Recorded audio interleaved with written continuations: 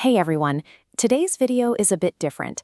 I've been tracking one address for 3 weeks, and I'm finally ready to share what's going on. Stay till the end, it gets weird. This chart shows Bitcoin's trajectory since the October peak. It's June 14th, 2026, currently at $63,766, a 49.42% drawdown, wiping out nearly half its value. The last 30 days were violent, a 19.52% plunge, dragging market cap to $1.27 trillion. That selling pressure pushed the Fear and Greed Index to 18, officially extreme fear. It's been worse recently.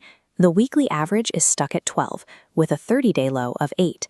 This panic is the market's new baseline. When investors face this kind of sustained bleeding, the standard reaction is to stop looking at the charts entirely or sell whatever is left to salvage what they can. Every macro indicator is screaming for a total exit. This creates a psychological smokescreen that allows specific players to operate with very little outside scrutiny.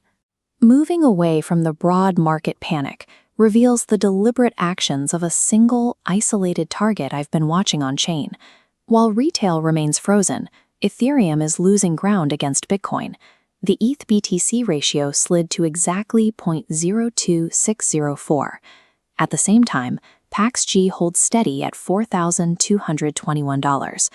This represents a classic flight to safety, capital leaving crypto for stable assets. But there is one specific wallet address that has spent the last 3 weeks doing the exact opposite of the rest of the market. Even I felt the impulse to panic sell this week, which makes the cold, mechanical strategy of this entity stand out. They are operating without any of the emotional stress visible in the price action. There is plenty of gossip about who owns this address. Some say it's an institutional buyer, others think it's an OTC desk. For now, the identity remains speculative.